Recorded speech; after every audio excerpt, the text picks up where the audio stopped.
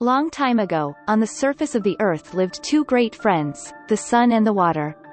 The sun would regularly visit the water, but the water never in turn visited the sun. Finally, the sun decided to find out why his good friend would never return his visits. One day he met with Water and asked him why he never came to his place to see him. Water replied, "My good friend, the reason I've not come to visit you for a long time is because your house is too small for me and my people to occupy. If we did pay visit to you, we will end up driving you and your family out of your home." The Water then told the sun, "If you want me to visit you, you would have to build a much bigger house, as my people are very numerous and would occupy a large space." The sun agreed to do so.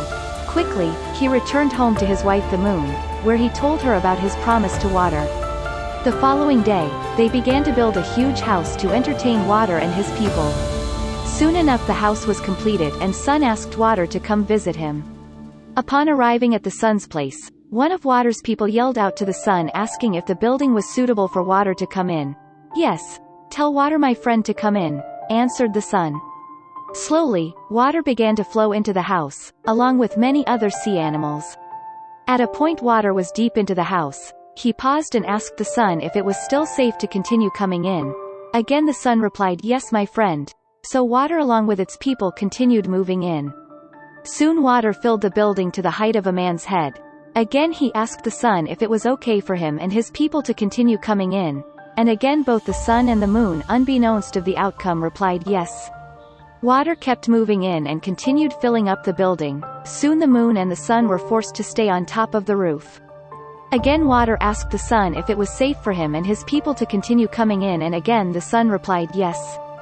So the Water and his family continued filling the house until they surpassed the roof, and the sun and moon were forced to go up and up towards the sky, which is where they had been ever since. This is why the sun and the moon are always in the sky today.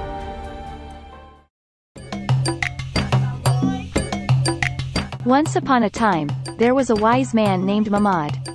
He never told a lie. He was well known in the land and beyond for his honesty. One day the king heard of Mahmud and decided to put him to a test. He called for the wise man, and when he arrived at the palace, the king stared at him and asked, "Mahmud, is it true that you've never lied before in your life?" "It's true, my king," replied Mahmud. "And you will never tell a lie in your life?" "Very true, my king." "Okay, keep on telling the truth, but be careful, for the lie is cunning and can easily get to one's tongue." A few days later, the king ordered Mahmud to come see him. Mahmud arrived amidst a big crowd, when the king was preparing to go hunting. With his left foot on its stirrup, the king climbed his horse and held it by its mane.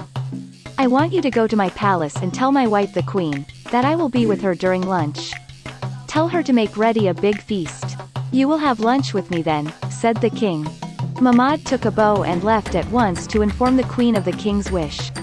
After he left, the king laughed, saying, "We shall not go for any hunting. Now Mahmud will lie to the queen and tomorrow we will laugh at him." However, when the wise man arrived at the palace, he said to the queen, "Maybe you should prepare a big feast for lunch tomorrow. Maybe you shouldn't. Maybe the king will come for lunch and maybe he wouldn't." "Will he come or not?" asked the queen.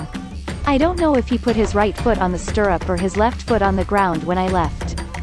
The next day, everybody waited for the king. He arrived and said to the queen, "Mahmud, the wise man who never lies, lied to you yesterday." But after the queen told the king what the wise man had said to her, the king realized the Mahmud never lies and spoke only that which he saw with eyes of his own.